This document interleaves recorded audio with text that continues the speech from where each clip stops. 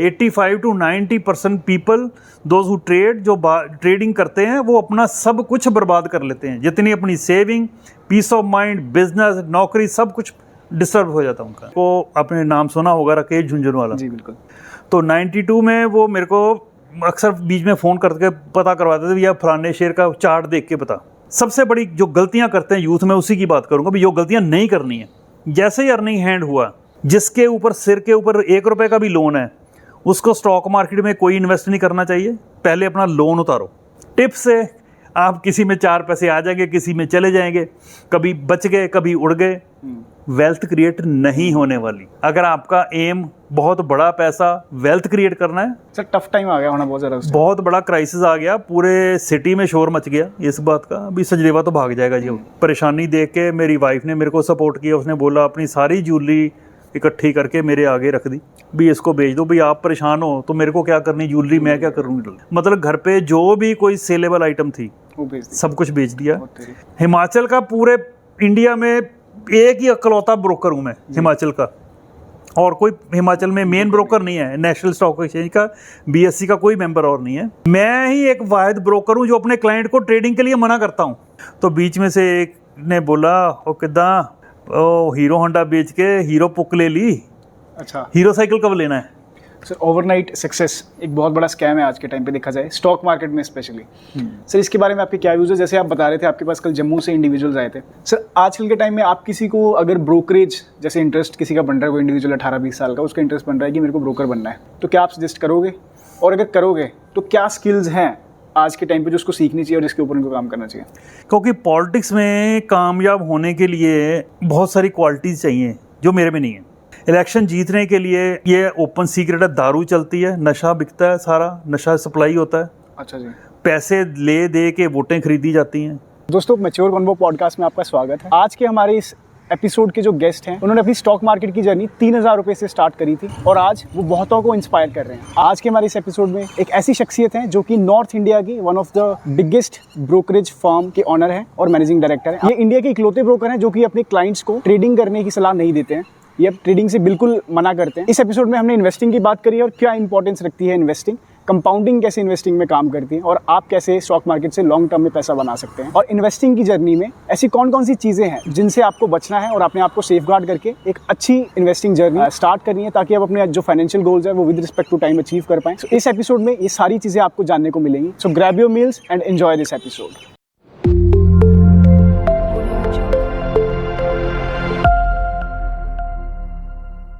So welcome to mature convo podcast. आप कैसे हैं सर? बस बहुत बढ़िया जी, बहुत। सर जो इंडिविजुअल्स आपको नहीं जानते हैं उनको आप प्लीज़ बताइए कि आप कौन हैं और आप क्या करते हैं। मेरा नाम परमजीत सचदेवा है और मैं होशियारपुर में रहता हूँ और मैं बाई प्रोफेशन में एक स्टॉक ब्रोकर हूँ और मेरा काम शेयर मार्केट में जी पिछले लगभग 34 साल से 34 ईयर्स मैं इसी फील्ड में हूँ। सर आपकी जो जर्नी है, जहाँ मैंने पिछले इंटरव्यूज़ आपके देखे, वो आपने 3000 रुपये से स्टार्ट करी थी। हम उसके बारे में बाद में बात करेंगे। सबसे पहले मैं इस टॉपिक पे आना चाहूँगा कि आज वी आर लिविंग इन 2024 और आज भी ये जो इन्वेस्टिंग इन स्टॉक मार्केट का जो टॉपिक है वो एक टैबू है। इसको माना जाता है कि एक कुछ लोग इससे बचते हैं बेसिकली। आई थिंक मेरा जो पर्सनल मानना है ये अवेयरनेस की कमी है। सर आपके इसके ऊपर क्या व्यूज़ पॉइंट है?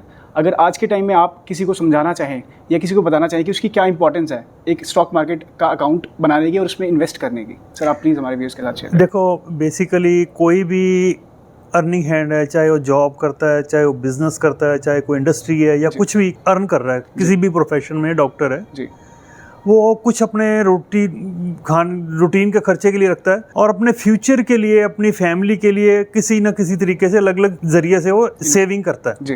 वो एफडीआर हो सकती है, वो प्रोविडेंट फंड हो गया, पीपीएफ हो गया, अलग अलग हो गए, या गोल्ड में रख लिया या प्रॉपर्टी में रख लिया, बैंक में एफडीआर कर दी या फिर कोई स्टॉक मार्केट में। ये 3-4 एवेन्यूज अवेलेबल होते हैं उनके पास, एसेट क्लासेस, जिससे वो अपने फ्यूचर के लिए इन्वेस्ट करता है। और पिछले आप 40-45 साल का डाटा अगर देखेंगे तो एफडीआर में जो रेट ऑफ रिटर्न जो ऑलमोस्ट रही है 6 to 8% के करीब रही है ज़्यादातर। गोल्ड ने रिटर्न जो 9 to 10% दी है, 40 साल की मैं एवरेज की बात करता हूँ।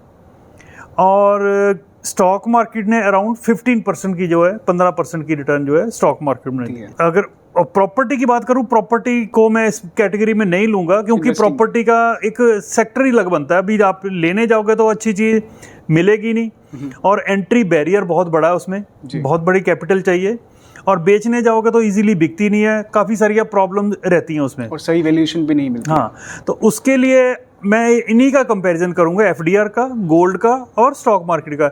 ये तीनों एसेट्स टोटली लिक्विड हैं, आप जब भी चाहो इसमें पार्शियल या फुली अपने पैसे विड्रॉ भी कर सकते हो, जितना आप डिपॉजिट करवाना चाहो कर भी। अभी तीनों का मैंने कंपैरिजन करके बताया। अभी एफडीआर में 6 से 8% की वेरी की है 40 ईयर में, 9 to 10% गोल्ड ने किया, और 15% के आसपास स्टॉक मार्केट कर रहा है। लेकिन इसके बावजूद भी आप बैंकों में देखोगे, टैबू की आपने बात की ना, स्टॉक मार्केट आप भी टैबू है, वो बिल्कुल सही बात है, इतना डबल रिटर्न है एफडीआर से, लेकिन उसके बावजूद भी बैंकों में जाओगे तो अरबों खरबों रुपए की लोगों की एफडीआर पड़ी हुई हैं। उसके पीछे 2 ही रीजन है। भले उनको पता भी है अभी 15% की रिटर्न आ रही है स्टॉक मार्केट में, फिर भी एक टैबू की बात कर लो, दूसरा लैक ऑफ नॉलेज, समझ नहीं है भी इस मार्केट में कैसे एंटर करना, कैसे क्या नहीं करना। दूसरा होता है रिस्क इन्वॉल्व। ये 2 चीजें हैं जो एंट्री बैरियर बनती हैं स्टॉक मार्केट में इन्वेस्ट करने के लिए। जी, या पर्सनल एक्सपीरियंस से अगर मैं बात करूं तो कहीं ना कहीं किसी की फैमिली में किसी ने एक ऐसी जगह इन्वेस्टमेंट करी होती है जहां से उससे सारे पैसे डूब जाते हैं। वो बहुत सारी फॉर्म्स है, जैसे हम फ्रॉड्स के बारे में बात कर रहे थे, ऐसा किसी के साथ हो जाए तो पूरी फैमिली में वो चीज़ इम्पैक्ट करती है, डेफिनेटली करेगी। बिल्कुल सही है। आप कोई गाड़ी नहीं लेते हो, हाँ जी, पहले जब नई सीखता है, साइकिल भी जब आप सीखते हो, बच्चा जब देखो पहले वो डरता है, आप पीछे से साइकिल को पकड़ के धीरे धीरे उसको सिखाते हो, लेकिन जब एक बार वो सीख गया जी, तो फिर उसको दोबारा बार बार सिखाने की जरूरत नहीं पड़ती। हाँ जी।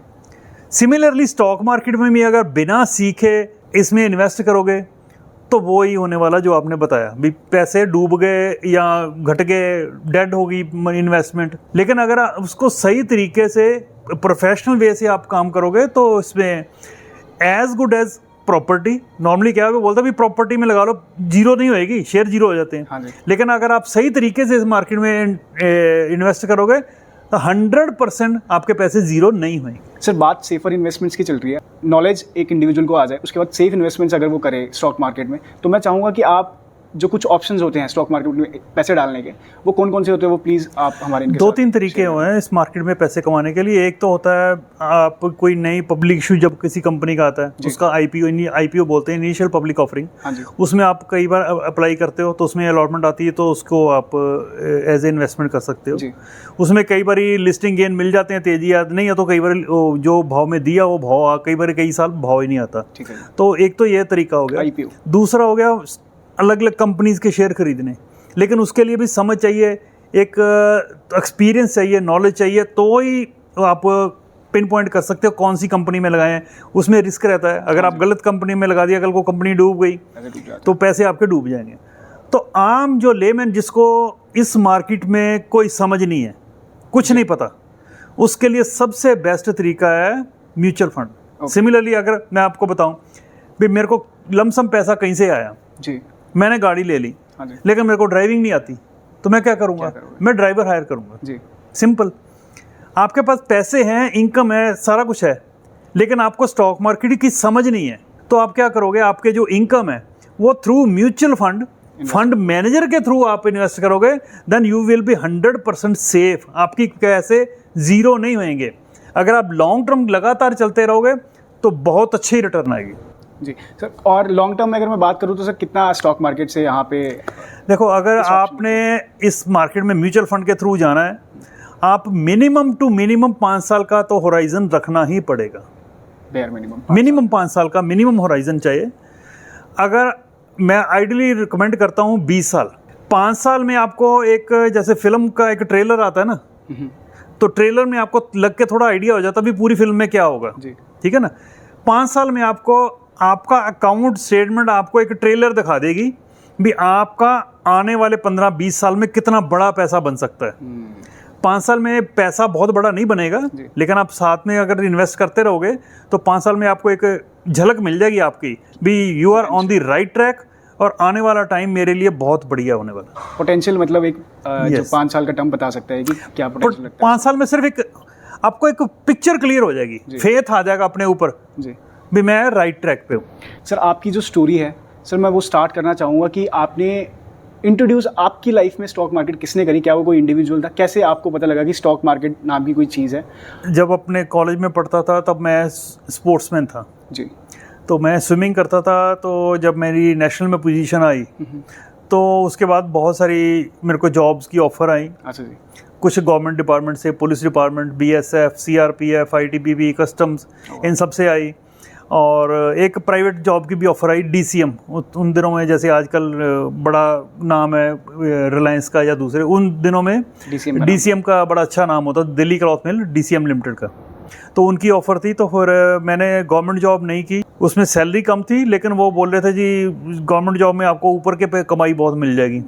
तो मेरे को ऊपर की कमाई मेरे को नहीं करनी है। तो मैंने फिर 5 सरकारी नौकरियां छोड़ के तो मैं ये प्राइवेट जॉब की। ठीक है, डीसीएम। तो आज की तारीख में कोई ये मेरी बात सुनेगा तो बोलेगा ये तो दिमाग खराब है, भी गवर्नमेंट जॉब को ठुकरा के प्राइवेट जॉब कर रहा है। तो ये तब थी शुरू से ही सोच भी ऐसा कोई हमने को हैंकी पैंकी नहीं कोई जिंदगी में करना। अच्छा। मैं स्विमिंग के टीम में था। हमारे साथ एक और टीम थी एथलेटिक्स की। एक लड़का होता है राजीव सूद। अच्छा जी। वो शेयर मार्केट में एप्लीकेशन आईपीओ पब्लिक इशू लगाता था। मेरे को तो पता नहीं वो क्या फॉर्म भरता रहता है। तो उसने हमें भी बोला भी लगाया करो, हमने कभी लगाया नहीं। लेकिन 1990 में यहाँ पे एक पब्लिक इशू आया, लुधियाना की कंपनी थी ओसवाल एग्रो फुरेन। हाँ जी। उसका इशू आया, एक रिलायंस पेट्रोलियम का इशू आया। अच्छा। तो मैंने 1000 रुपये उसमें इन्वेस्ट किया और 2000 रुपये उसमें इन्वेस्ट किया। अच्छा। तो 3000 से मैंने ये काम 1990 में शुरू किया। तो उस टाइम पे आपको लिस्टिंग गेन जो था इन दो कंपनीज का कितना मिल गया था सर अराउंड?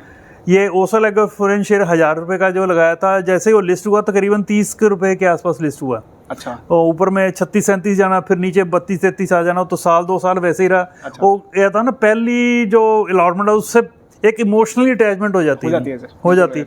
तो बड़ी मुश्किल, फिर मैंने जब वो बढ़े, बाकी मार्केट सारी बढ़े, वो बढ़े नहीं, फिर मैंने वो बेच दिया। अच्छा। बाद में वो खैर कंपनी भी बंद हो गई है। ओसवाल तो मेरे हिसाब से आज भी चली हुई है। नहीं, ओसवाल नहीं, वो दूसरा ये अलग अलग ग्रुप है। अच्छा। एक वो अभय ओसवाल का ग्रुप होता था, उसकी ओसवाल एग्रो मिल्स होती थी, बिंदल एग्रो होता था और ओसवाल एग्रो फुरेन। ये 3 कंपनियां थी। ये तीनों ही आज की तारीख तो मैं कभी इनका सुना नहीं है तीनों को। इन्वेस्टिंग वर्सेस ट्रेडिंग एक बहुत बड़ी डिबेट है आज के टाइम में, जो कि यूथ करता है कि इन्वेस्टिंग करनी चाहिए, ट्रेडिंग करनी चाहिए। इसके ऊपर आपके क्या व्यूज है? देखो, ट्रेडिंग जो है ये बेसिकली ये जीरो सम गेम है। अभी जीरो सम गेम को अगर मैं लेमन की भाषा में समझाऊं, 2 बंदे जुआ खेल रहे हैं ताश के साथ। हाँ जी। आप मेरे को ये बताओ, दोनों जीत सकते हैं? नहीं सर, एक जीतेगा। एक जीतेगा और वो उतना ही पैसे जीतेगा जितना दूसरा हारेगा। बिल्कुल, that is zero sum game. एक बंदे का जितना प्रॉफिट है इक्वल अमाउंट दूसरे का लॉस है। इसी को हम बोलते हैं zero sum game. Similarly trading भी है, वो जीरो सम गेम है। बैंक निफ्टी चल रही 52,000 रुपये। हाँ जी। आपने 52,000 रुपये में ले ली। हाँ जी। शाम को वो बढ़ के हो गई जी 52,500। आपको कितने पॉइंट का प्रॉफिट हुआ? 500 का। लेकिन जब आपने 52,000 में ली, किसी ने बेची तो आपने ली। बिल्कुल क्लियर। हाँ जी। उसको कितना लॉस हुआ? 500 पॉइंट का। Simple, that is zero sum game. और ट्रेडिंग में more than 90% people lose money, अपना सब कुछ बर्बाद कर लेते हैं। खाली ये होशियारपुर की, पंजाब की या इंडिया की फिगर नहीं है, थ्रू आउट द वर्ल्ड, पूरे वर्ल्ड की फिगर यही है। 85 to 90% people those who trade, जो ट्रेडिंग करते हैं, वो अपना सब कुछ बर्बाद कर लेते हैं। जितनी अपनी saving, peace of mind, business, नौकरी, सब कुछ डिस्टर्ब हो जाता है उनका। तो मैं as a being a broker जी, हिमाचल का पूरे इंडिया में एक ही अकलौता ब्रोकर हूं मैं हिमाचल का, और कोई हिमाचल में मेन ब्रोकर नहीं है। नेशनल स्टॉक एक्सचेंज का, बीएससी का कोई मेंबर और नहीं है। मैं ही एक वाहिद ब्रोकर हूं जो अपने क्लाइंट को ट्रेडिंग के लिए मना करता हूं। आप इंडिया के इकलौते ब्रोकर है जो कि अपने क्लाइंट को, कोई भी ब्रोकर आपको ट्रेडिंग किसी भी क्लाइंट को मना नहीं करता, क्योंकि जितनी उसने ट्रेडिंग करनी है, लई बेची करनी है, ब्रोकर की कमीशन खरी, ब्रोकरेज आएगी उससे, सामने वाले ने बर्बाद हो जाना, ट्रेडिंग वाले ने। हाँ जी। तो मेरा उधर फोकस ही नहीं है। मैं जो ट्रेडिंग, मैं खुद करता हूँ ट्रेडिंग जी। मैं बेसिकली क्या है, 90% पैसे खो रहे हैं, तो पैसे हवा में तो उड़ नहीं रहे, जीरो सम गेम है। जो 10% जो लोग हैं वो कमा रहे हैं, लेकिन वो 10% और 90% में क्या फर्क है? वो क्यों 10% वाले क्यों जीतते हैं और 90% क्यों हार रहे हैं? एक्सपीरियंस हो सकता है इसका रीजन। एक्सपीरियंस भी हो सकता है।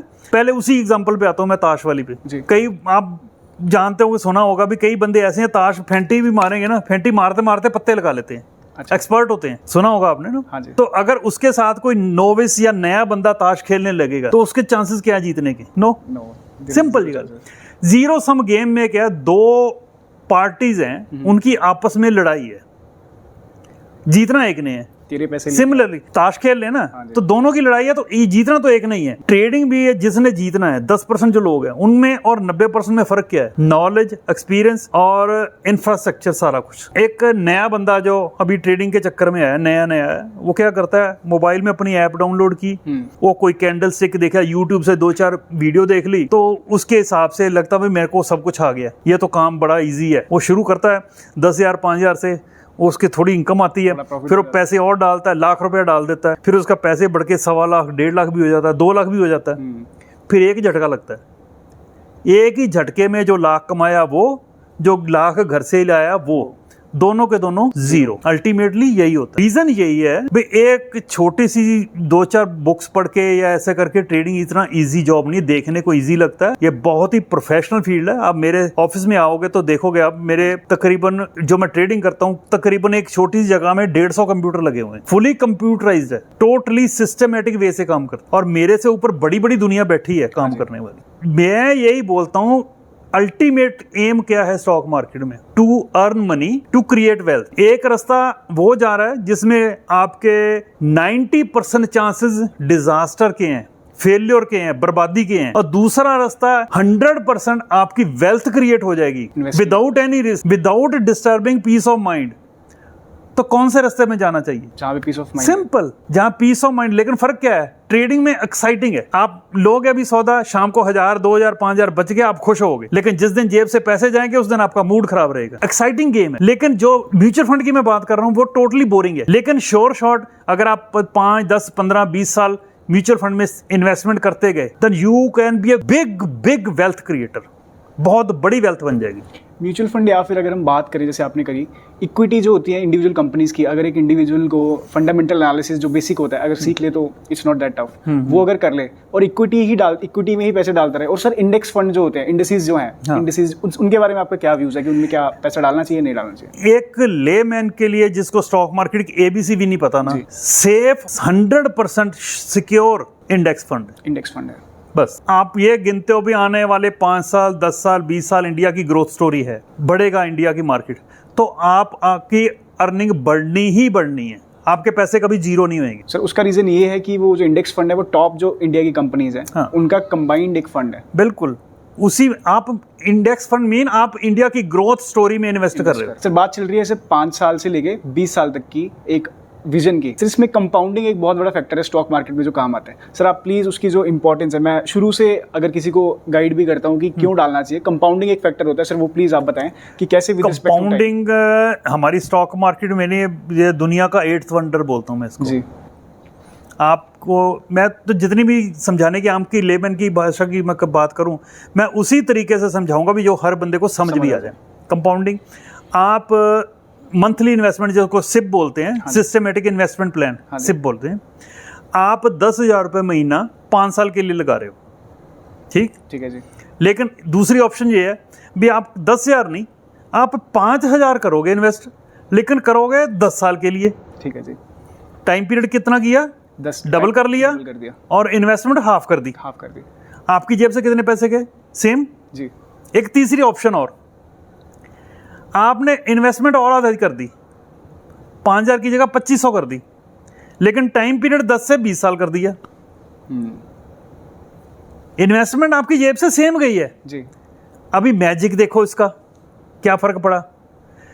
2,500 वाले में आपको रिटर्न 10,000 से ज्यादा आएगी, डबल से ज्यादा। That is called compounding. जितना लंबा पीरियड चलोगे उतना बड़ा बेनिफिट इस स्टॉक मार्केट में आएगा। मतलब जो भी सिप लगा रहा है, हाँ जी। मैं अभी यूनिवर्सिटीज में जितनी भी सब यूनिवर्सिटीज बड़े बड़े कॉलेजेस हैं, हाँ उनके जो फाइनल ईयर स्टूडेंट्स हैं, MBA के, इंजीनियरिंग के, उन सबको हर साल लेक्चर देने जाता हूँ। अच्छा। उनको ये मैजिक बता के जाता हूँ, जैसे ही आप अर्निंग 2 साल में आप हो जाओगे, इमीडिएटली आप सिप लगाना शुरू कर दो। ठीक है। अगर आपने अभी 25 साल की एज में आप अर्निंग एंड हो गए, 20 साल की मैं बोलता हूँ करने के लिए, तो कहते 45 साल। 45 साल हो गए। By the age you turn 45 आपके बच्चों का फ्यूचर भी सिक्योर हो जाएगा, आपका ओल्ड एज भी सिक्योर हो जाएगा, और आपकी चॉइस होएगी भी आपने रिटायरमेंट 45 ईयर की एज में लेनी है कि 60 साल की उम्र में लेनी है। वो चॉइस होएगी आपको, आपके हाथ में होगी। हाँ, अगर आप सही तरीके से इसमें इन्वेस्ट करते रहोगे। सर 90 में आपने ये अपना जो स्टॉक मार्केट की जर्नी स्टार्ट करी, सर तब से लेके आज तक में क्या डिफरेंस आप फील करते हैं? हमारी ऑडियंस के साथ फिगर्स कुछ शेयर करना चाहें। टोटली इंडिया में इतनी ड्रास्टिक चेंजेस आई हैं इस फील्ड में, दुनिया में इतना कभी भी नहीं हुआ भाई। अभी भी यूएस में देखोगे भाई रिंग लगता है, हमारे अभी पहले बॉम्बे स्टॉक एक्सचेंज में 92 में एक रिंग ट्रेडिंग रिंग होता था जिसमें सब ब्रोकर इशारों से बातें करके आवाज लगा लगा के सौदे करते थे। हाँ जी।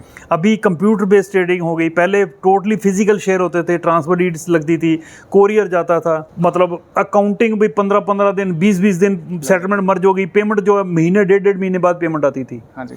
अभी इतनी फास्ट हो गई है, पहले 200 करोड़ की टर्नओवर होती थी पूरे बॉम्बे स्टॉक एक्सचेंज की जी। 92 की बात कर रहा हूँ। हाँ जी। अब ये बैंक निफ्टी की बात भी करोगे तो लाखों करोड़ की एक स्क्रिप्ट की होगी, माइंड बॉगलिंग हो गई जी। और इतनी अप्रोचेबल हो गया भाई, मोबाइल पे सब कुछ आजकल अवेलेबल है। तो उन टाइम पे क्या रेट ही नहीं पता होता था हमारे पास, तो अखबार ही तीसरे दिन आती थी इकोनॉमिक टाइम्स, उसमें देख के हमें पता लगता था जी रनबैक्सी का भाव है 600-700 आ रहा है।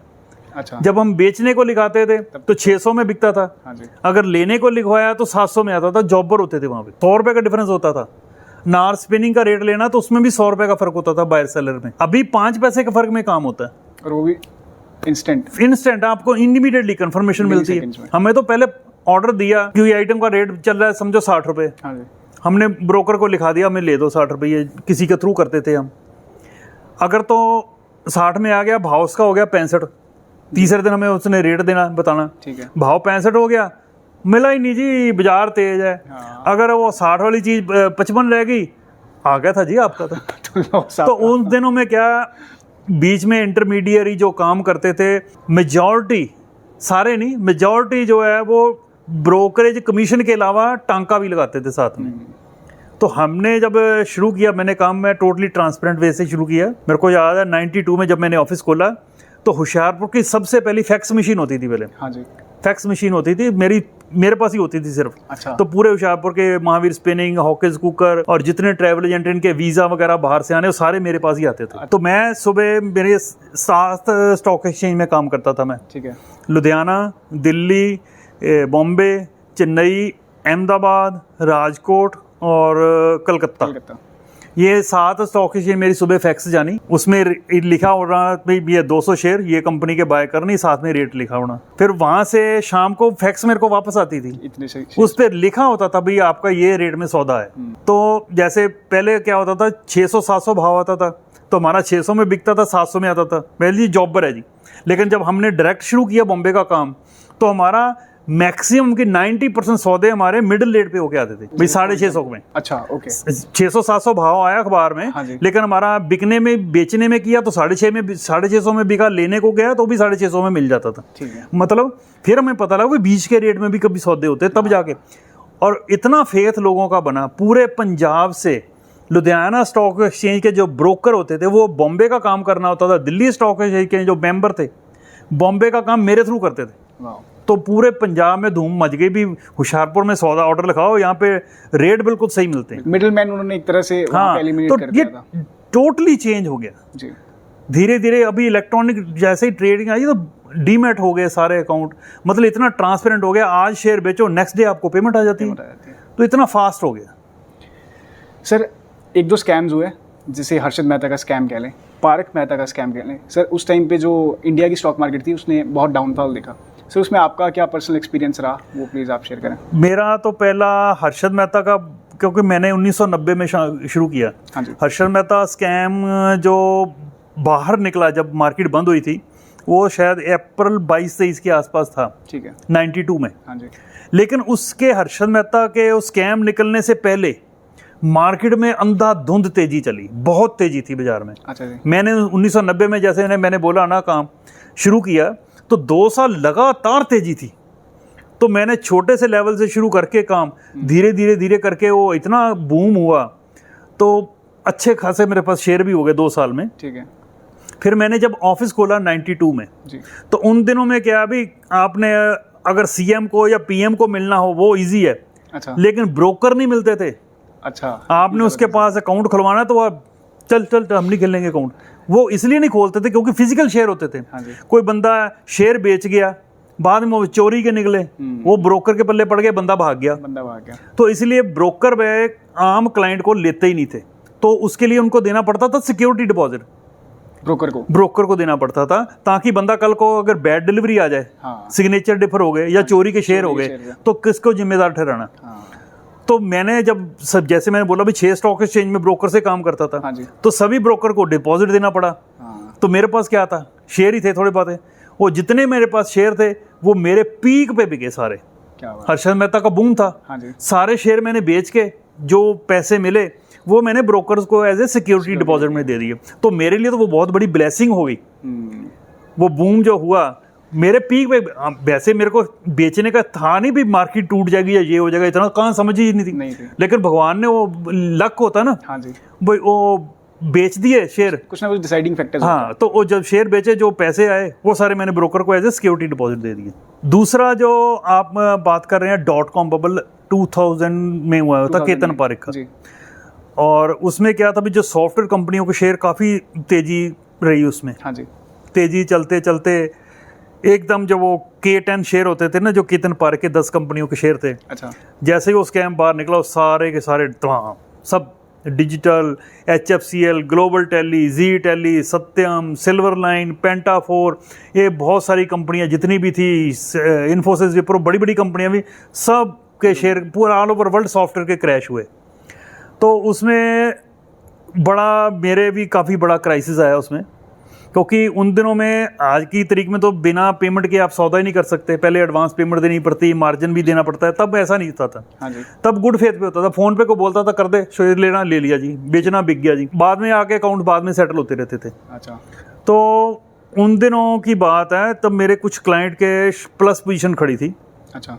मार्केट क्रैश कर गई, बड़ा लॉस आ गया। तो लगभग 22 लाख का लॉस हो गया। तो पहले तो क्लाइंट बोलते अभी देता हूँ, आते हैं जाते हैं मतलब करके, लेकिन आज तक वो पैसे नहीं आए। गुड फेथ की वजह से वो गुड फेथ पे चलाए। तो सारा ही सारा उसमें बहुत बड़ी चपत लगी। हाँ जी। तो ऐसे ही फिर वो सारे लोन लेके, बॉम्बे तो पेमेंट देनी पड़ेगी, तो लोन लेना जहाँ जहाँ पे हो सकता मैनेज करके सारा कुछ, तो फिर सारा दिया। वो बड़ा लॉस उसमें हुआ था। 92 में मैंने ऑफिस खोला। 92 से लेके 2000 सन तक था मैं, मेरा mostly client centric brokerage based business था। भी क्लाइंट मेरे पास सेल परचेज करते थे। अच्छा। और मैं कमीशन लेता था ब्रोकरेज। ठीक है। लेकिन 2000 में जब देखा मैंने भी क्लाइंट को लॉस हो गया, कुछ क्लाइंट की माइनस पोजीशन थी उनको तो प्रॉफिट हुआ, जिनकी प्लस थी उनका लॉस हो गया। हाँ जी। जिनकी माइनस थी वो तो सब अपना प्रॉफिट ले गए, सबको दे दिया। जिसको लॉस हुआ वो मेरे को भरना पड़ गया। फिर मैंने डिसाइड किया यार जो रिस्क लॉस का मैंने लेना है तो फिर मैं अपने अकाउंट में क्यों ना काम करूं, भी लॉस भी मेरा तो प्रॉफिट भी मेरा। तो फिर धीरे धीरे करके जो मेरा अपना फोकस था अपनी पर्सनल ट्रेडिंग में शुरू हो गया। उस टाइम तक आपने मतलब उतना अपना प्रिंसिपल अमाउंट बन चुका था एक तरह से कह सकते? नहीं, उस समय तो मैं कर्जा ही हो गया था 2000 में, क्योंकि जब 22 लाख रुपए चले गया मेरा। एक पहले क्राइसिस आया था 94 में, मेरा पार्सल चोरी हुआ था। अच्छा, ओके। तो वो इंसिडेंट क्या रहा, प्लीज मैं उसके बारे में जानना चाहूँगा। ऐसा ना 92 में मैंने ऑफिस खोला, जैसे मैं 90 में 3000 से काम शुरू किया। हाँ जी। तो उन दिनों में जैसे बोला भी फिजिकल शेयर होते थे जी। तो यहाँ से कोरियर जा रहा है, बॉम्बे से जो परचेज करते थे वो कोरियर आ रहा है, ऐसे ही कोरियर आते जाते रहते थे। तो 94 में एक बार ना थोड़ी सी मैंने बॉम्बे बोला भी लमसम पेमेंट आती जाती थी, सेटलमेंट जो साल के अखीर में करते थे 31 मार्च को। तो मैंने उनको फ़ोन किया भी पेमेंट कुछ क्लाइंट की करनी है, आप पेमेंट भेज दीजिए। ठीक है। तो शाम को उनका मैसेज आ गया भी आपके अकाउंट में तो उल्टा डेबिट निकल रहा है, आपको पेमेंट देनी है। अच्छा। तो मेरे खंड गया भी ये क्या हो गया, भी मेरे को क्यों पेमेंट देनी, मेरी तो लेनी निकलती है। फिर सारे अकाउंट टैली करना शुरू किया तो पता लगा भी एक पर्टिकुलर पार्सल जिसमें 26 कंपनी के शेयर थे, वो पार्सल वहां पे मिला ही नहीं है, वो चोरी हो गया रास्ते में। वो 26 कंपनियों के शेयर थे, 7.5 लाख रुपए की वैल्यू के।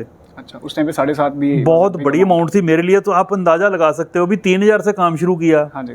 तो 4 साल में कितना हो गया, मेरी 1.5-2 लाख से ज्यादा मेरी नेटवर्थ ही नहीं थी। तो बिना मेरी फॉल्ट के मेरा पार्सल के चोर ने चोरी कर लिया, कोरियर वाले ने। तो मेरा तो 7.5 लाख रुपए रातों रात मेरी निकल गया। सर टफ टाइम आ गया होना बहुत ज़्यादा उसमें। बहुत बड़ा क्राइसिस आ गया, पूरे सिटी में शोर मच गया इस बात का, अभी सचदेवा तो भाग जाएगा जी, हाँ हमारे पैसे तो मर जाएंगे। फिर उसके बाद सर आपने तो उसके बाद मैं बॉम्बे गया, बॉम्बे जाके चोर तो पकड़ा गया, लेकिन उससे रिकवरी कुछ हुई नहीं। तो मैं वापस आया बॉम्बे से, तो मेरे पास 2 ही ऑप्शन थी। मेरे पास पैसा तो था नहीं इतना भी मैं 7.5 लाख रुपए का लॉस भरूं, मेरे पास तो नेटवर्थ ही नहीं उतनी। ठीक है। तो मेरे पास 2 ही रास्ते, एक तो मैं, क्योंकि मैं ब्रोकरेज का कमीशन का काम करता था, शेयर तो लोगों के ही थे ना, अलग अलग 26 कंपनियों के, जिसने मेरे पास बेचे उनका मैंने कोरियर करवा के बॉम्बे भेज दिया। बॉम्बे वाले ने तो मेरे को पेमेंट दी नहीं, क्योंकि उनके पास डिलीवरी नहीं मिली, तो पेमेंट क्यों करेंगे। तो अभी क्लाइंट ने मेरे को डिलीवरी दे दी, मैं तो, मेरे पास 2 ही ऑप्शन थी, या तो उनको बोलता भाई चोरी हो गया पार्सल, बंदा चोर पकड़ा गया, जैसे ही कोई रिकवरी आती है तो मैं आपके पैसे लौटा दूंगा। लेकिन उससे ट्रस्ट, एक तो एक तरीका। हाँ। दूसरा मेरे दिमाग में ये था, भाई जिस बंदे ने मेरे को बेचे है उसने अपने शेयर ट्रांसफर डीड साइन करके मेरे हवाले कर दी, उसके बाद तो मेरी जिम्मेवारी बनती है ना। अगर रास्ते में चोरी हो गया तो उसका मेरे को खामियाजा भुगतना चाहिए। जब आएंगे उधर रिकवरी तो मैं देखी जाएगी, लेकिन तब तक क्लाइंट को तो मैं अपने खुद से दूं। तब होती थी 45 डेज के बाद पेमेंट मिलती थी। अच्छा, जो अब T+2 अभी तो नेक्स्ट डे आती है ना, T+1 हो गया अभी। T+1 हो गया, सॉरी। हाँ, तब 45 डेज बाद आती थी, यहाँ पे हम 45 डे देते थे। तो इतना बड़ा क्राइसिस होगा, शहर को पता लग गया भी अभी तो ये भाग जाएगा, ये रातों रात ने शहर छोड़ के भाग जाना है। अच्छा। लेकिन मेरे पास ऐसा नहीं था। मेरे क्राइसिस हुआ तो मेरी फैमिली ने मेरी पूरी सपोर्ट की। परेशानी देख के मेरी वाइफ ने मेरे को सपोर्ट किया, उसने बोला अपनी सारी ज्वेलरी इकट्ठी करके मेरे आगे रख दी, भी इसको बेच दो, भी आप परेशान हो तो मेरे को क्या करनी ज्वेलरी, मैं क्या करूँगी डल के। वो ज्वेलरी बेच दी। मेरे पास एक मोटरसाइकिल था हीरो होंडा, अच्छा, उन दिनों मोटरसाइकिल था मेरे पास, वो बेच दिया। फिर एक कैमरा होता था मेरे पास, पेंटेक्स ME सुपर मॉडल में, मेरे को याद है। अच्छा। वो बेचा। मतलब घर पे जो भी कोई सेलेबल आइटम थी वो बेच दिया, सब कुछ बेच दिया। जहाँ से उधार लोन कहीं से भी मिल सकता था वो सब ब्याज पे पैसे लिए, और जो 45 डेज में पेमेंट देनी थी वो मैंने 42 दिन के पहले बिफोर टाइम एक बंदे की आना पाई सारा क्लियर कर दिया। तो उससे मतलब मेरे सिर के ऊपर उतने बाल नहीं थे जितना कर्जा मेरे सिर के ऊपर हो गया। लेकिन उसमें ये हुआ ना, भगवान देखता है ना भी इसकी बंदे की नीयत साफ है। हाँ जी। तो शहर में ये हो गया क्लियर, यार बंदे की नीयत साफ है, इसका लॉस इतना बड़ा हो गया, लेकिन हमें नहीं उसने लॉस को 1 रुपए का भी होने दिया। तो फेथ हो गया। फिर मेरा पूरे पंजाब के बाहर के सब लोगों से मेरे को ऑर्डर आने बढ़ गए, बिजनेस मेरा एक्सपेंड हुआ। हाँ जी सर, इसी पे क्या ये इंसिडेंट आप कह सकते हैं एक चेंजिंग वो था आपके लिए, जैसे उसने एस्टेब्लिश कर दिया आपको और ज़्यादा गहराई में पंजाब में? अगर बिल्कुल। मैं देखो चैलेंज था एक लाइफ का ना। हाँ जी। और परमात्मा ने चैलेंज दिया है, उसने अगर मैं बोल देता जी पैसे आएंगे तो मैं दूंगा तो बात खत्म हो गई। लेकिन जब मेरे दिमाग में था नहीं मैं इनके पैसे देने हैं, तो उसको देने हैं तो पहले तो ये थॉट आई ना, तो फिर उसको कैसे देने हैं तो फिर उसके रास्ते ढूंढने शुरू किए। जब रास्ते ढूंढने शुरू कर दिए तो फिर जब दिए गए एक गुडविल बन गई। बिल्कुल। गुडविल बनने से बिजनेस एक्सपेंड हुआ। हाँ। इनकम बढ़ी, धीरे धीरे करके 2-4 सालों में जाके धीरे धीरे सारे लोन सब उतार दिए। Okay. जो देने थे लोन 98 के आसपास उतार दिए। ठीक है। तो जब थोड़े से इजी हुआ 2000 तो फिर मैंने 2000 का तो बाद में आया, उससे पहले मैंने ली थी हीरो होंडा, बेच दिया था। मेरे पास तो व्हीकल नहीं था कोई। फिर मैंने मोपेड ली। अच्छा। हीरो पुक मोपेड, उन दिनों 2 आती थी मोपेड। अच्छा। एक TVS की आती थी लूना। हाँ जी। एक लूना आती थी, एक हीरो पुक आती थी। अच्छा। ये हीरो मोटर की थी, वो थी TVS की मोटर की थी लूना। ठीक है। तो हीरो पुक अच्छी लगी तो मैंने हीरो पुक ली। सर गाड़ियों का आपको काफ़ी शौक है। हाँ। वो आपकी जैसे गाड़ियों की आज की मैं अगर वो देखूं तो कलेक्शन भी बहुत बढ़िया है। मतलब मैं कह सकता हूँ one of India's best garage आपका अपना है। सर उसके पीछे की क्या स्टोरी है? जैसे आपने बताया एक टाइम पे आपके पास वो आपने टाइम आया था हीरो होंडा की, वो बेच दी, आपके पास जो बाइक थी वो बेच दी थी, फिर आपने वो मोपेड ली थी। मैंने बताया ना भी जो मेरा पार्सल जब चोरी हुआ, हाँ जी, उसका जब क्राइसिस आया तो मेरे पास जो भी सेलेबल था वो सब कुछ मैंने बेच दिया। मेरा हीरो होंडा मोटरसाइकिल भी था, कैमरा, ये सब बेच दिया। ठीक है। फिर धीरे धीरे करके थोड़ा सा बिजनेस स्टेबल हुआ, जब लोगों का पैसे सब दे दिए तो थोड़ा गुड फेथ बन गया, बिजनेस थोड़ा ठीक होने शुरू हुआ। तो फिर मैंने मोपेड ली हीरो पुक। हाँ जी। उन दिनों लूना और हीरो पुक 2 आती थी। ठीक है। तो मैंने हीरो पुक मोपेड खरीदी। तो ऐसे ही फ्रेंड सर्कल में बैठे, शुगर मेला चल रहा किसी फंक्शन के ऊपर, तो बीच में से एक ने बोला ओ किदा ओ हीरो होंडा बेच के हीरो पुक ले ली, अच्छा हीरो साइकिल कब लेना है, अच्छा ये उसने बोला। तो हंसने लगे, तो मैं भी हंस गया साथ में। तो बात आई गई हो गई, लेकिन दिल में एक पिंच की, बिल्कुल करेगी भाई यार एक बंदा मोटरसाइकिल बेच के मोपेड पे आ गया, मोपेड से अभी ये विश कर रहे भी ये साइकिल पे कब आएगा। मन में एक थी, ये 98 की बात है। और मैं बताऊं भी उसके बाद धीरे धीरे काम थोड़ा ठीक हुआ, तो फिर पहले मारुति 800 ली, अच्छा फिर एक मारुति अस्टीम आती थी, हाँ जी। अस्टीम ली, उसका नंबर था PB07D 2500, मेरे को नंबर भी याद है। पहली जो गाड़ी थी मारुति वो PCB 3100। अच्छा जी। फिर उसके बाद और भी 2-3 गाड़ियां ली। फिर 2008 में मैंने जर्मन से इंपोर्ट करवाई, अच्छा जी। ये मर्सिडीज की SL के convertible sports model hard top. और अक्टूबर में वो लॉन्च हुआ था, जैसे वो नया मॉडल लॉन्च होता है ना, अक्टूबर में लॉन्च हुआ तो मैंने बुक करवा दी, वहाँ से इंपोर्ट करवाई थी। नॉर्मली तो जितनी भी गाड़ी लेते हैं तो पहले हम परमात्मा का शुक्राना करते हैं, गुरुद्वारे जाते हैं, मंदिर जाते हैं, कहीं भी। हाँ जी। तो यही एक पहली गाड़ी थी। मैं गुरुद्वारे जाने से पहले जिस शख्स ने मेरे को यह बात बोली थी, हीरो होंडा बेच के हीरो पुक ले ली, हीरो साइकिल कब लेना, तो उसके घर के बाहर लेके गया, लंबा हॉर्न मारा, क्या बात है, ये तेरे लिए लेके आया। उसके बाद फिर मैं गुरुद्वारे गया, अच्छा। परमात्मा का शुक्राना किया भी तूने मेरे को यहाँ तक लेके आया। तो ये स्टोरी वो उसके साथ है। सर आज के टाइम में अगर आपकी कार कलेक्शन की बात करूं तो आपके पास कौन कौन सी कारें हैं? भगवान के दिए सब बच्चे हैं, बच्चों को शौक है जी। तो मेरे को भी फॉर द सेक ऑफ की ब्रांड्स कौन कौन से हैं आपके पास? ब्रांड्स मर्सिडीज भी है, BMW 7 सीरीज की दोनों है, कभी लेटेस्ट ली है, एक पहले भी है मेरे पास पड़ी है, ठीक है। रेंज रोवर भी है। अच्छा। बेटे को मोटरसाइकिल का शौक है, मैं खैर उसको मना करता हूँ चलाने के लिए, वो हार्ले का भी रखा हुआ है। अच्छा। तो सारे ब्रांड हैं, सब फॉर्चून भी है। सर आजकल के टाइम में आप किसी को अगर ब्रोकरेज जैसे इंटरेस्ट किसी का बन रहा है, कोई इंडिविजुअल 18-20 साल का, उसका इंटरेस्ट बन रहा है कि मेरे को ब्रोकर बनना है, तो क्या आप सजेस्ट करोगे? और अगर करोगे तो क्या स्किल्स हैं आज के टाइम पे जो उसको सीखनी चाहिए और जिसके ऊपर उनको काम करना चाहिए? बेसिकली इस मार्केट में पैसे कमाने के 3 रास्ते हैं, ठीक है जी। जिसमें एक रास्ता इलीगल है, 2 रास्ते लीगल हैं। अच्छा।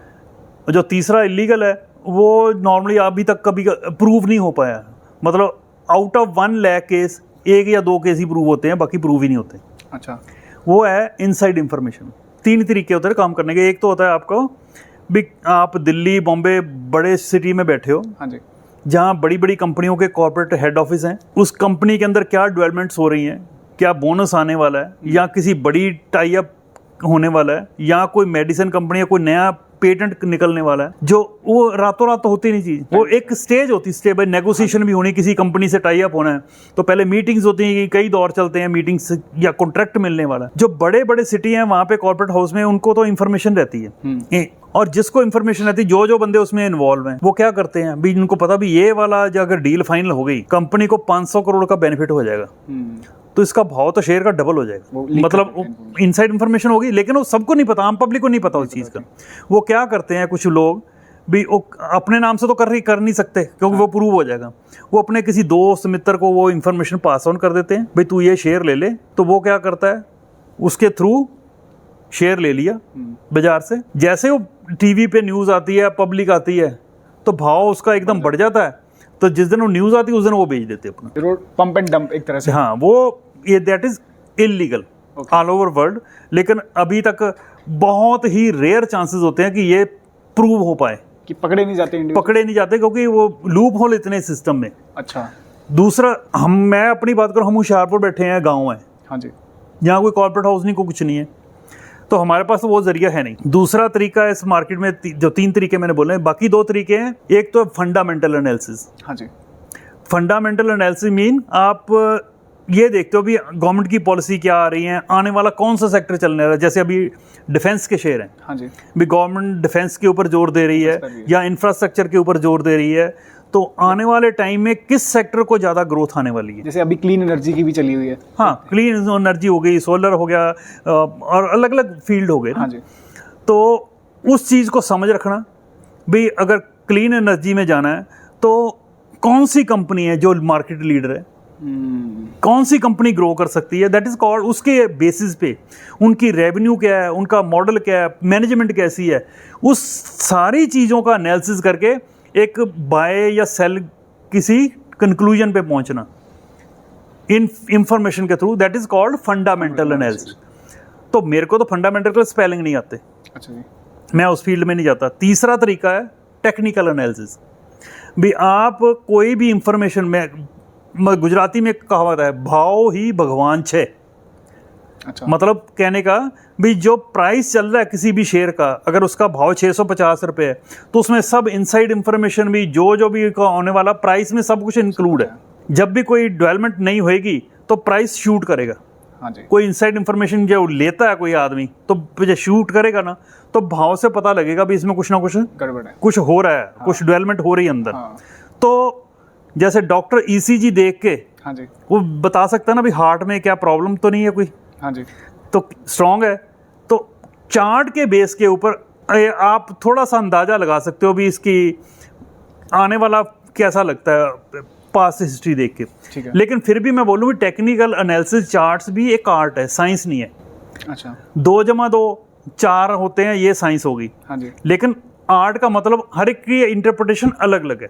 ठीक है, एक्सचेंज से डाटा पूरे ऑल ओवर वर्ल्ड यही मिलता है, आज का प्राइस क्या ओपन हुआ, आज का हाई क्या है, आज का लो क्या है और आज का क्लोजिंग क्या है, आज का वॉल्यूम या ओपन इंटरेस्ट क्या है, ठीक है, यही डाटा मिलता है। हाँ जी, उसी की एनालिसिस करना, एक बंदा दे बोलता जी रिलायंस लेने वाला, दूसरा बोलेगा जी रिलायंस बेचने वाला, दोनों का नज़रिया अलग अलग रहता है तकरीबन। तो ये आर्ट है। तो मैं जो जितनी भी ट्रेडिंग, जितनी भी इन्वेस्टमेंट की है, मैंने इसी के ऊपर फोकस रखा है 92 से। अच्छा जी, मैं तब से टेक्निकल एनालिसिस देखता हूँ। आज की तारीख में हर कोई टेक्निकल एनालिस्ट बनता है। हाँ जी, मैं 92 से देखता हूँ। मेरे को अपने नाम सुना होगा, राकेश झुंझुनवाला, जी बिल्कुल, आपने बार फोटो भी देखी होगी, हाँ जी, उनके साथ लगी, वो मेरे one of the non close में। अच्छा, तो 92 में वो मेरे को अक्सर बीच में फ़ोन करके पता करवाते थे भैया फलाने शेयर का चार्ट देख के बता, क्योंकि उन दिनों बहुत कम लोग होते थे वो टेक्निकल एनालिसिस जानते होंगे। वाह, तो मेरे को याद है उन्होंने एक बार मेरे को बोला भाई मेरे को एक प्राज इंडस्ट्री हाँ जी, और एक बार इन्फोसिस का चार्ट देख के बताओ क्या लगता है इसमें। तो मैं उन दिनों में चार्ट की देख के अपनी व्यू पॉइंट उनको शेयर करता था। तो मेरा बेसिकली तरीका यही है भाई, जो भी बंदा अगर इस फील्ड में आना चाहता है वो 3 तरीके हैं। एक तो रिसर्च एनालिस्ट, हाँ जी, टेक्निकल एनालिस्ट हो गया, उसके लिए इसी फील्ड में आप सीख के करो। लंबी जर्नी है, रिवार्डिंग जर्नी है, लेकिन उसके पीरियड से बीच में निकलना जरा वो हर एक के लिए ईजी नहीं होता। इतना ईजी रहा सर। आपने बहुत सारे अप्स एंड डाउन्स देखे, बहुत सारे स्कैम्स देखे और इस मार्केट में सर्वाइव किया। सर्वाइव क्या किया, मैं ऐसे बोलूँगा कि आपने एक रिवॉर्डिंग आपकी जर्नी रही है सर। टफ टाइम्स भी आ जाते हैं बीच में सर, उस टाइम पे क्या चीज़ है जो मोटिवेटेड रखती है? मतलब एक टाइम आ जाता है कि बंदा सोचता है कि यार ये तो आउट ऑफ कंट्रोल हो रही है चीज़, उस टाइम पे क्या चीज़, आपके पर्सनल साइकोलॉजी क्या होती है उस टाइम? मेरे अपने पर्सनल लाइफ का ये निचोड़ समझ लो, कंक्लूजन समझ लो, मेरा ये मानना है जिस भी इंसान के सांस चल रहे हैं, चाहे वो नर्सरी में पढ़ता बच्चा है, चाहे वो 80 साल का बुजुर्ग है, हर एक की लाइफ में, चाहे बिजनेसमैन है, चाहे नौकरी पेशा है, चाहे हाउसवाइफ है, चाहे स्टूडेंट है, हर एक की लाइफ में कोई ना कोई चैलेंज है। कोई नहीं ऐसा बंदा बोल सकता है मेरी ज़िंदगी में तो कोई मुश्किल ही नहीं है। हर एक की लाइफ में मुश्किलें हैं। ठीक है, और ये भी मेरा मानना है, ये मुश्किलें जो हम परमात्मा देता है, अगर आप हिडन तरीके से देखो, they are blessings in disguise. किस तरीके से भी भगवान ने आपको एक चैलेंज दिया है, हाँ जी, 2 ही आपके पास रास्ते हैं। एक तो उसका सोल्यूशन ढूंढो, या उस मुसीबत को सिर के ऊपर रख के यही बोलते रहो मैं तो मर गया जी, मेरे को ये चैलेंज है, मेरे घर पे पैसा नहीं है जी, मेरे पास टाइम नहीं है जी, ये मेरी नौकरी नहीं अच्छी है। आप उसको यही डिस्कस करते रहो या उसका सोल्यूशन ढूंढो। 2 अप्रोच है। अगर तो आप उसके वही डिस्कस करते रहे तो आप ज़िंदगी में आगे बढ़ नहीं पाओगे। और जैसे आपने सोल्यूशन ढूंढा तो आपको जो अगला आपकी तरक्की तो होगी, क्योंकि आपने एक प्रॉब्लम का सोल्यूशन निकाल लिया। हाँ जी, तो यू प्रोग्रेस, हाँ जी, आप एक लाइफ की नेक्स्ट स्टेज पे पहुंचोगे, अगली स्टेज पे। लेकिन वहाँ पे आपको जो चैलेंज मिलने वाला है उससे बड़ा है। मैं एग्जांपल लेके, मेरी हमेशा आदत होती है भी उसी भाषा में बात करूँ जो हर एक को समझ आ जाए। बच्चा स्कूल में पढ़ता है 5th क्लास में, हाँ जी, तो उसको 5th के पेपर बड़े मुश्किल लगते हैं, भाई बड़ा मुश्किल है, बड़ा औखा है पेपर है। वो जैसे 8th में होता है, यार 5वीं आसान थी, 8वीं बहुत मुश्किल है। 5वीं पास कर ली, हाँ जी, तो उसके बाद अगला चैलेंज उसको बड़ा मिला। ये तो है, ऐसे वो 10th में गया, यार 8वीं आसान थी, 10वीं बहुत मुश्किल है। बहुत मुश्किल है। तरक्की हो गई लाइफ में, हाँ, लेकिन अगला चैलेंज बड़ा आ गया। बढ़ गया। तो मेरा मानना ये है अभी, जैसे जैसे आप चैलेंज अपने सॉल्व करते जाओगे, आपके लाइफ में प्रोग्रेस होती रहेगी। वो सॉल्व तभी होंगे जब आपका एटीट्यूड, जो नज़रिया है मुश्किल के प्रति, जो चैलेंज के प्रति, वो सोल्यूशन ओरिएंटेड होए, पॉजिटिव हो। अगर आपका नेगेटिव होगा, सोल्यूशन की तरफ फोकस नहीं करोगे, तो आपको सोल्यूशन मिलने वाला भी नहीं मिलेगा। और मेरा ये भी मानना है, भगवान हर एक इंसान को चैलेंज भी देता है, और कितना देता है, जितना कि उसका सोल्यूशन भी उसके पास है। अच्छा, आपको ये चैलेंज नहीं दिया भी आप रशिया यूक्रेन की लड़ाई बंद करवाओ, वो आपका चैलेंज नहीं है, वो आपको दिया ही नहीं है। हर एक इंसान को वही चैलेंज दिया जिसका सोल्यूशन उसके पास है। तो आप ये देखो भी मेरी लाइफ में चैलेंज क्या है, उसका मैंने सोल्यूशन क्या करना है, सोल्यूशन करने के बाद यू नेक्स्ट स्टेप। आप एक एक स्टेप करके देखो। जर्नी लाइफ की ओवरनाइट चेंज नहीं होती, ये छोटी छोटी चीजें करते जाओगे, आपकी लाइफ में प्रोग्रेस होगी। सर, ओवरनाइट सक्सेस एक बहुत बड़ा स्कैम है आज के टाइम पे देखा जाए, स्टॉक मार्केट में स्पेशली। सर, इसके बारे में आपके क्या व्यूज है? जैसे आप बता रहे थे आपके पास कल जम्मू से इंडिविजुअल्स आए थे, सर आप प्लीज 2-4 इंसिडेंट शेयर करें और बताएं कि मैं तो सभी दर्शकों को ये भी बताना चाहूँगा, आपके ये बड़ा ही अलर्ट रहने की ज़रूरत है। पहले आप देखो RBI, SEBI, NSE, बड़ी बड़ी गवर्नमेंट एजेंसीज हर चैनल पे, टीवी पे, मीडिया पे अवेयर कर रही हैं लोगों को भी आप कोई भी आपको SMS या कोई लाल चीज़ देने वाला कोई ऐसा लिंक पे क्लिक करो, ये कभी भी ज़िंदगी में ना करो। आजकल टेक्नोलॉजी इतनी एडवांस हो गई है, आपके बैंक अकाउंट सारा कुछ खाली कर देंगे। कोई OTP शेयर ना करो, बार बार बोलते हैं जी। उसके बावजूद भी कई बार आंखों पे पट्टी ऐसी बन जाती है लालच की, तो क्या अभी सेंस काम करनी बंद कर जाती है। मैं कल बात करूं, दोनों गवर्नमेंट जॉब में, दोनों हस्बैंड वाइफ, पढ़े लिखे बंदे, लेकिन क्या अभी आंखों पे पट्टी बंद गई भी। वो स्कैम करने वाले ने एक प्रोमिनेंट कंपनी के नाम का सिमिलर सा 19 की एक डिजिट आगे पीछे करके कोई नई ऐप बना दी। अच्छा। ऐप बना के ल्योर कर दिया। उन्होंने थोड़े से पैसे पहले डाले, फिर थोड़े से डाले, फिर कुछ थोड़े पैसे विड्रॉ भी किए। अच्छा। विड्रॉ भी करके देखे, वो पैसे विड्रॉ भी हो गए, 2 लाख रुपए पहले विड्रॉ किया। फिर जब पैसे भी आ गए, फिर फेत बन गया, नहीं ठीक है, बंदे ठीक है। वो करते करते जी वो 40-45 लाख रुपया लगा दिया। जब विड्रॉ करने लगे, वो पता लग गया ये तो फंस गया काम।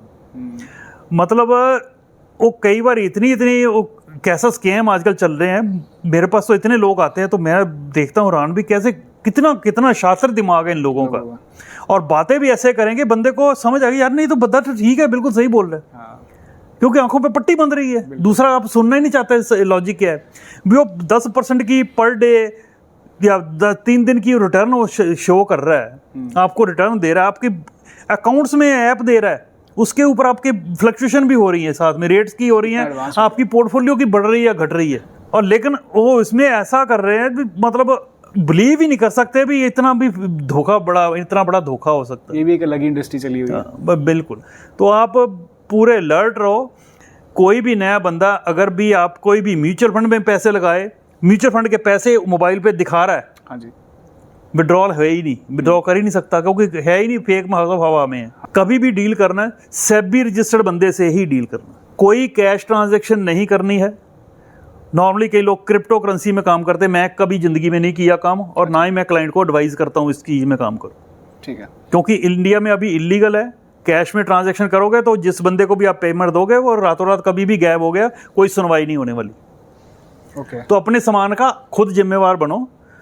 जो भी कोई SEBI रजिस्टर्ड है, एक्सचेंज से रजिस्टर्ड है, सिर्फ उसी एंटिटी से काम करो, तो आप 100% सेफ हो। इसकी ऑथेंटिसिटी का कैसे पता लगा? एक जैसे आपने बताया अभी अंकल जी आए थे, उनको नहीं पता कि SEBI रजिस्टर्ड है कि नहीं, कोई इंडिविजुअल्स के पास मैं वही बोलूँगा, कैसे पता लगा जाता है? वो मैं कंपनी का नाम नहीं बोलूँगा, उस कंपनी के नाम से थोड़ा सा नाम चेंज करके उन्होंने बना दी अपनी वेबसाइट पे, उसी कंपनी का SEBI का रजिस्ट्रेशन सर्टिफिकेट भी लगा रखा। अच्छा। सारा कुछ, नाम भी उसी कंपनी का, फोटो भी उसकी लगा रखी, प्रमोटर भी सारे उसी के दिखा रहे हैं, तो सारा कुछ उसका डुप्लीकेट कर लिया। नाम में थोड़ा पता चेंज कर देते हैं। बहुत ज़्यादा अवेयरनेस। जैसे India.com है, INDIA.com हो गया ना, वो लास्ट में जो या पहला I है उसको 1 कर दो। हाँ। एक NDIA, तो देखने में आप ध्यान से देखोगे तो इंडिया लगेगा। ऐसे ही बैंक की वेबसाइट भी देखोगे, ICICIbank.com, बीच में एक ICII की जगह वो 1 होगा, या कोई डिजिट को इधर उधर कर लेंगे, 0 को O को कर देंगे चेंज।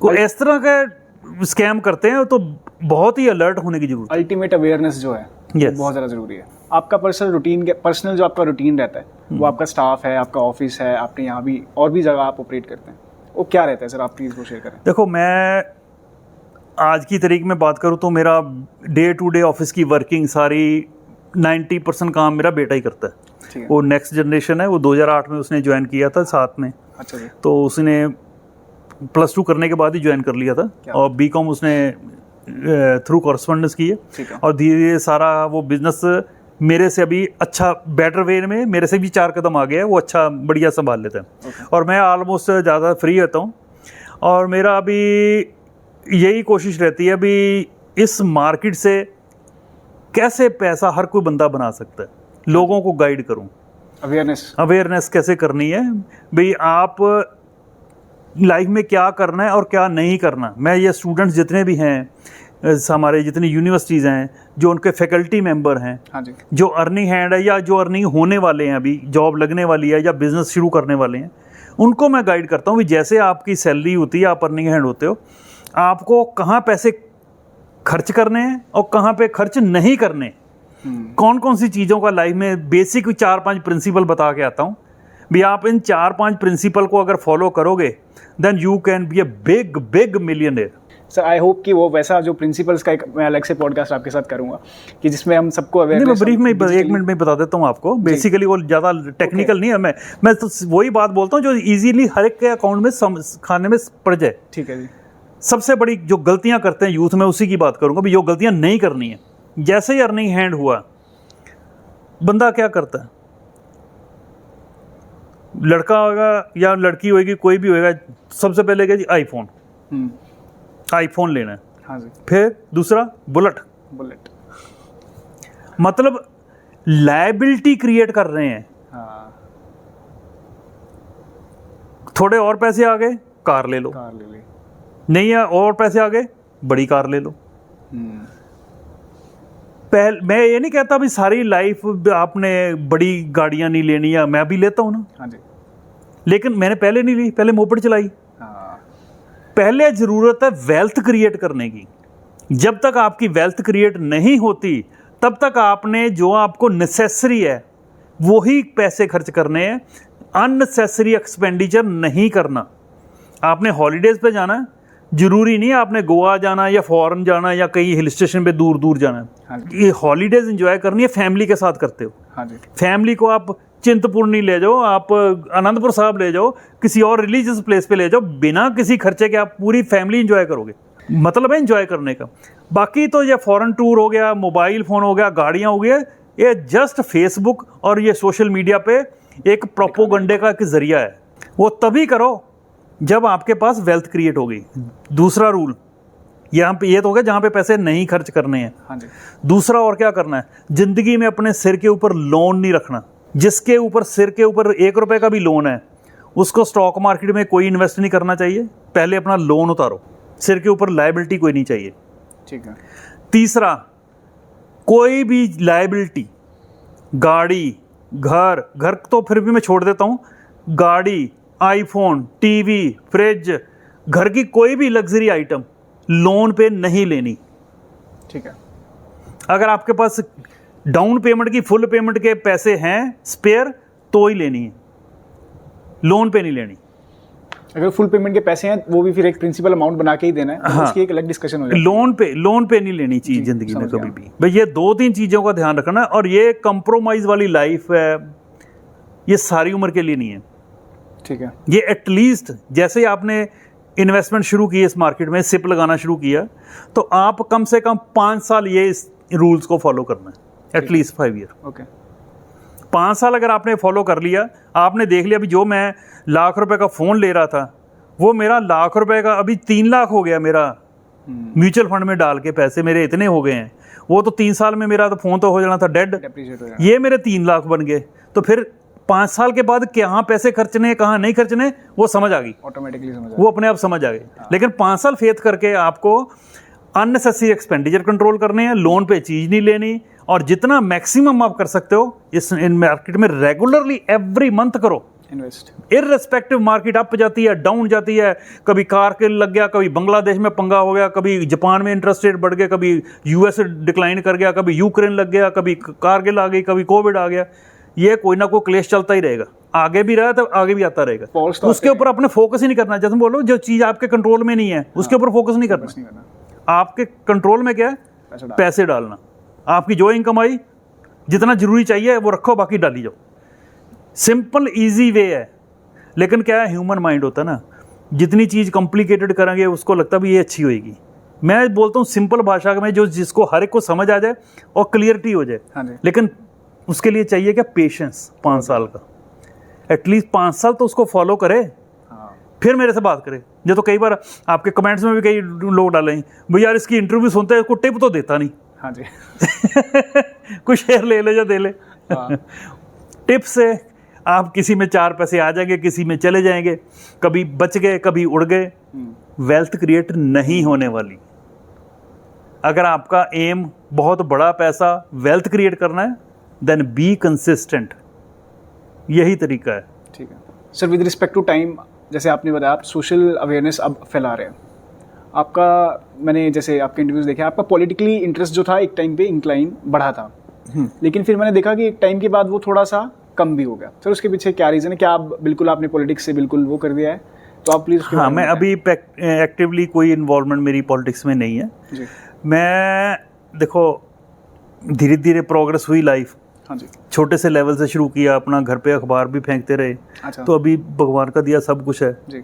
तो अपनी लाइफ में जो ड्रास्टिकली इतनी इम्प्रूवमेंट लेके आए हैं भगवान की कृपा से। हाँ जी।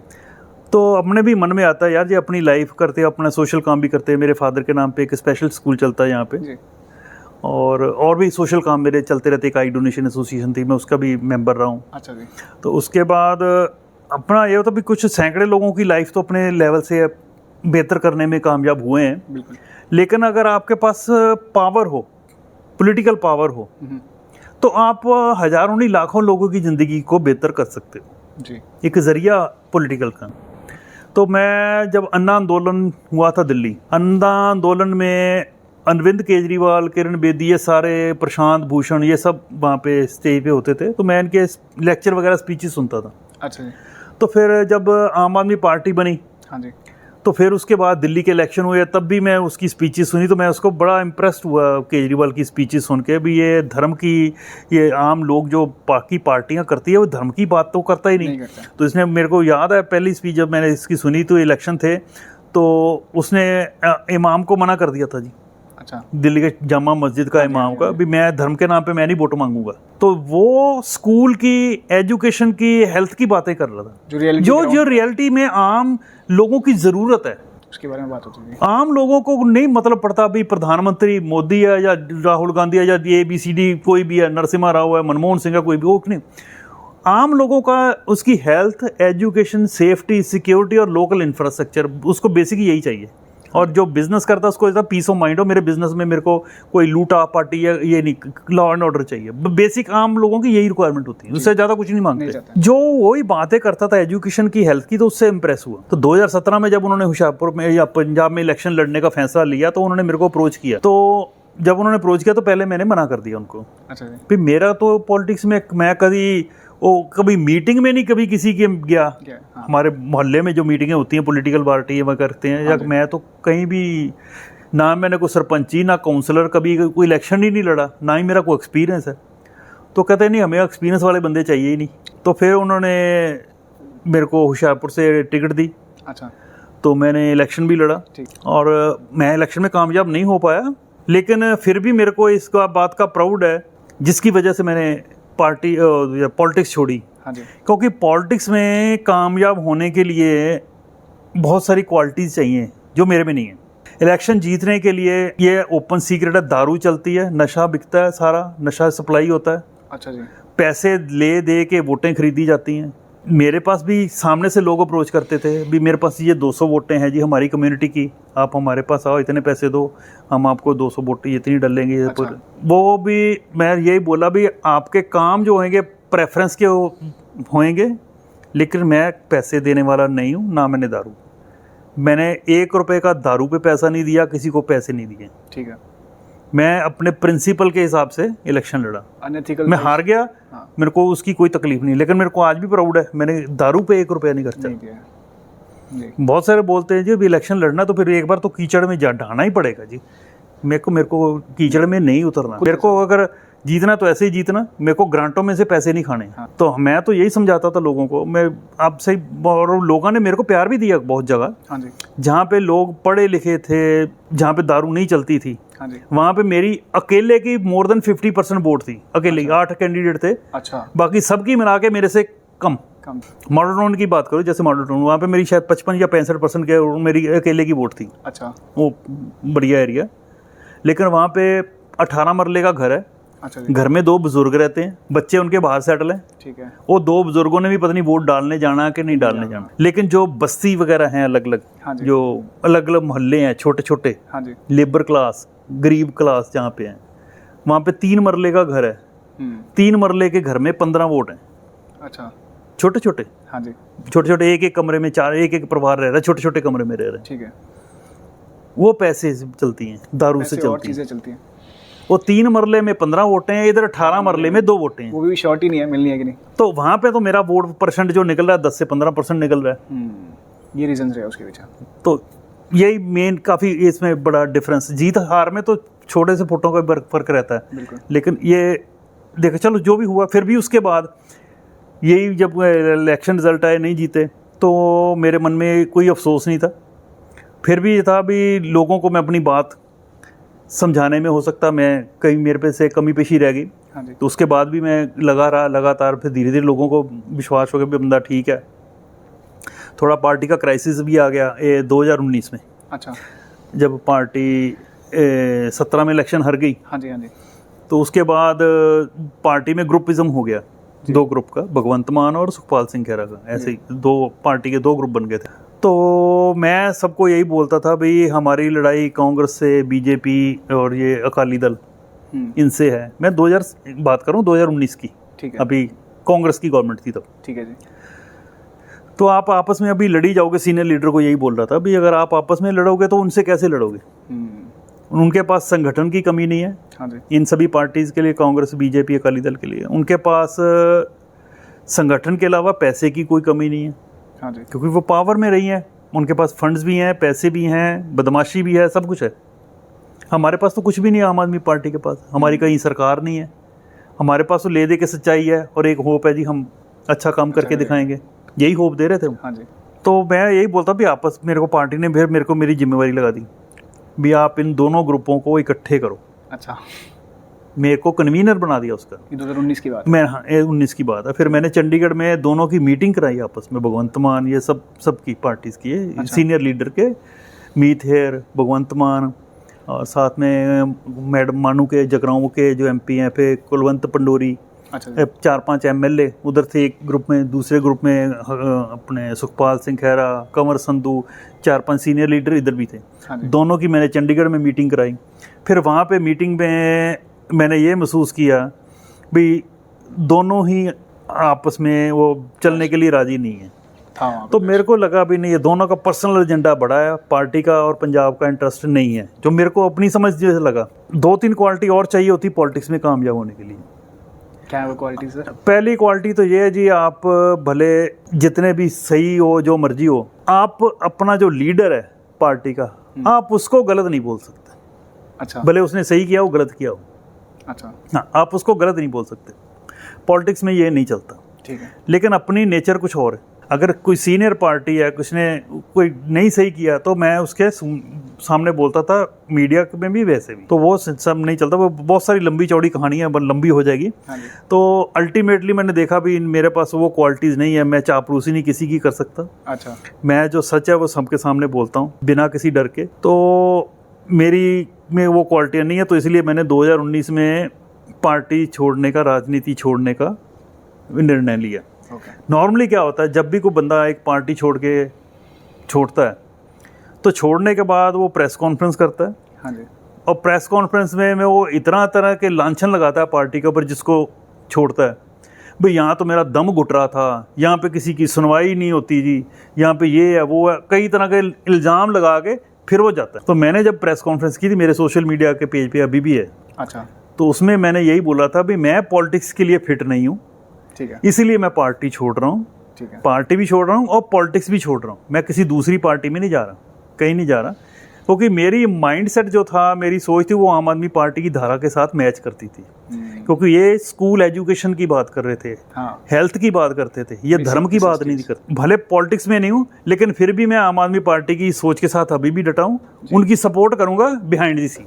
वन पीस ऑफ एडवाइस अगर आपको किसी को देनी है, जो भी बच्चा है 18 साल का, 19 साल का, 20 साल का, वो विजन रखता है 20, 25, 30 साल, 50 साल की विजन रखता है, उसके लिए सर एक एडवाइस क्या रहेगी आपकी तरफ से जो कि आप देना चाहोगे? देखो, कोई भी बड़ा बिजनेस बनता है ना, आप अलर्ट रहो इस चीज़ के भी मेरे को क्या दिक्कत आ रही है, मेरी सोसाइटी में जो लोग रह रहे हैं उनको क्या दिक्कत है, क्या प्रॉब्लम है, और उस चीज़ का सलूशन कैसे निकल सकता है।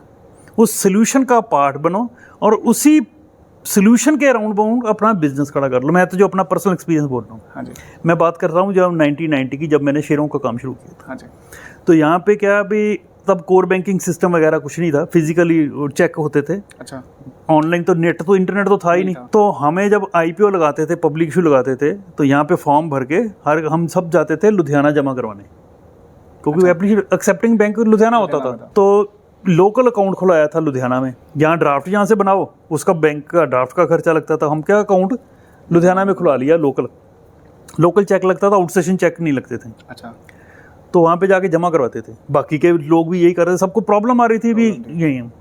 तो दूसरा, शेयर की सेल परचेज करनी है तो कोई लुधियाने है बैठा या जलंधर में बैठा, उसके थ्रू हम काम करते थे। यहाँ पे कोई ब्रोकर भी नहीं था, तो ये प्रॉब्लम थी। तो हमने क्या किया, मैंने तो उसका सोल्यूशन ही निकाला। मैं 90 से लेके 92 तक 2 साल फिर मैं क्या किया, मैं जितने भी लोग यहाँ पे एप्लीकेशन भरते थे, हाँ जी, सबके अकाउंट वहाँ पे लुधियाना में खुलवा दिए, अपनी विटनेस डाल के उनका बैंक अकाउंट वहाँ पे खुलवा दिया। ठीक है। एप्लीकेशन जो उनको मिलते नहीं थे फॉर्म, तो उसके लिए मैंने एक ब्रोकर था कानपुर का, R N Mittal and company, उसका सब ब्रोकर कोड ले लिया। एप्लीकेशन फॉर्म मेरे को वो कोरियर वो करवा देता था। अच्छा, तो वो मैं फॉर्म देने सब क्लाइंट को शुरू कर दिए, यहाँ पे सर्विस देनी शुरू कर दी। हाँ जी, उनसे फॉर्म भरवा के एप्लीकेशन ले ली, चेक उनसे साइन करवा के साथ में लगा दिया एप्लीकेशन के, लुधियाना जाना सबके, हाँ, वहाँ पे बैंक में जमा करा देनी एप्लीकेशन, उसकी रसीद लेके शाम को उनको रसीद दे देनी, उसके बदले में 10 रुपये लेता था। अच्छा, वो प्रॉब्लम का एक यहाँ पे सोल्यूशन मिल गया लोगों तो मैंने 10 रुपये लेने एक से एप्लीकेशन चार्ज करना शुरू, बंदे को भी सही भी मैं पूरी दिहाड़ी लगाऊंगा, वहाँ पे जाके जमा करूंगा, खर्चा भी करूंगा, मेरा काम 10 रुपये में हो रहा। तो मैं करते करते 20, 30, 40 एप्लीकेशन हो जानी, मेरे को 300-400 रुपये बन गया। मेरा जाना तो मेरा आने जाने का खर्चा 50 रुपये के आसपास लगता था, तो मेरे को 200-250 रुपये एक चक्कर का बच जाना था। एक तो ये सोल्यूशन निकला। दूसरा, सेल परचेज यहाँ पे नहीं थे, ब्रोकर नहीं था। हाँ, तो फिर 92 में मैंने अपना ऑफिस खोल लिया। ठीक है। जो सेल परचेज कर लेंगे, हमें लुधियाना जलंधर जाना पड़ता, वो मैंने क्लाइंट को लोकल सर्विस देनी शुरू कर दी। तो उसके बेस के ऊपर धीरे धीरे बिजनेस खड़ा हो गया।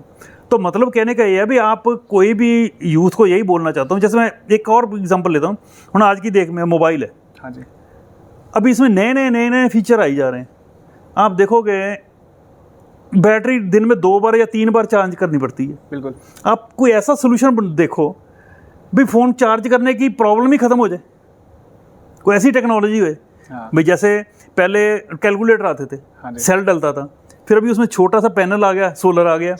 तो कोई ऐसी टेक्नोलॉजी हो जिसमें आप फ़ोन जैसे रूम लाइट है, बाहर की डे लाइट से अपने आप चार्ज हो जाए। मिल गया सोल्यूशन ना। तो उसके ऊपर पेटेंट करवा के, मतलब मेरे को जस्ट एक एग्जांपल दे रहा हूँ, ये तो बहुत बड़ा इशू हो गया ना, बहुत बड़ा R&D है, बड़ी बड़ी कंपनियां R&D कर रही होंगी। मैं तो ये तो छोटी सी भी प्रॉब्लम आप देखो, आपके इर्द गिर्द आंखें माइंड ओपन करके भी क्या प्रॉब्लम है जिसका मैं सोल्यूशन निकाल सकता हूँ, उसी सोल्यूशन के बेस के ऊपर अपना को बिजनेस एम्पायर खड़ी कर सकते हो। और दूसरा, लाइफ में कभी भी रिस्क लेने से डरना नहीं। जो अगर रिस्क नहीं लोगे तो लाइफ में आगे बढ़ नहीं पाओगे, लेकिन रिस्क और फुलिशनेस में फर्क है। कैसे, वो इलैबोरेट करिए प्लीज आप। देखो, कोई भी काम करेंगे, कोई भी लाइफ में डिसीजन लेंगे, हाँ जी, आपके पास चॉइस आती है ना, कोई अपॉर्चुनिटी आई, हाँ जी, उसमें सारा कुछ तो अच्छा नहीं होगा। या आप कामयाब होगे या फेलियर होगे, दोनों में एक काम होएगा। अगर कामयाब होगे तो आपको क्या रिवॉर्ड मिलने वाला वो आप इमेजिन कर सकते हो जी, भी मेरे को ये रिवॉर्ड मिलने वाला। लेकिन अगर फेलियर हो गए तो आपको ये भी पता होना चाहिए भी इसमें मेरे को नुकसान क्या हो सकता है। आपने अगर देखा अभी मैं ये जो रिस्क है, रिस्क का मतलब भी मेरे को अगर मैं गया इसमें मेरे को ये 25,000 का लॉस हो सकता है। मैं एग्जांपल मॉनेटरी टर्म में लेता हूँ, ठीक है। 25,000 का लॉस हो जाएगा तो मेरी फैमिली लाइफ, मेरा प्रोफेशन, मैं डिस्टर्ब तो नहीं हो जाऊंगा कोई। लेकिन अगर फेलियर हो गया तो 25,000 जाएगा, लेकिन अगर कामयाब हो गया तो हो सकता है मेरे को 5 लाख का प्रॉफिट हो जाए। एनालिसिस है वो, एनालिसिस कर लिया ना, तो 25 के बदले में 5 लाख आने का लगते चांस। हाँ। तो फिर रिस्क लेना चाहिए कि नहीं लेना चाहिए? जरूर लेना चाहिए, क्योंकि आप जो लॉस है वो आप सह सकते हो।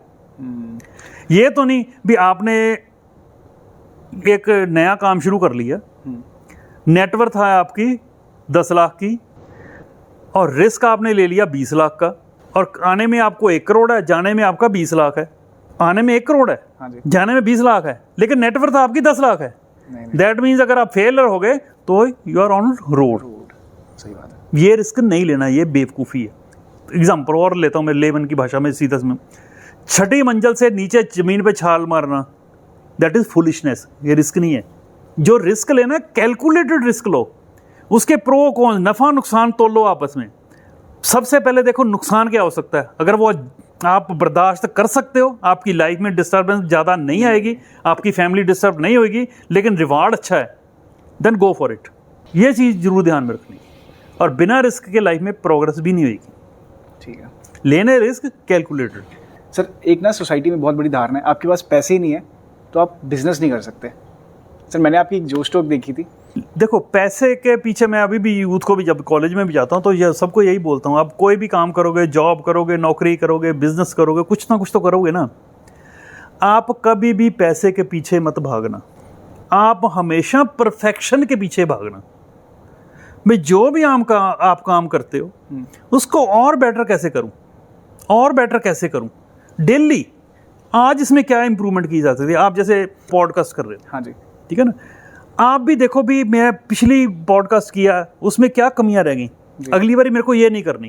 ठीक है, अगली बारी थोड़ा मेरे को इक्विपमेंट लाइट कम थी, या मेरे को कैमरा एंगल नहीं, एक की जगह 2 कैमरे हों, और ऐसे बेटर किया जा सकता है, कैमरा इधर हो एक इधर हो। हाँ जी, मतलब हर फील्ड में इंप्रूवमेंट की जगह होती है।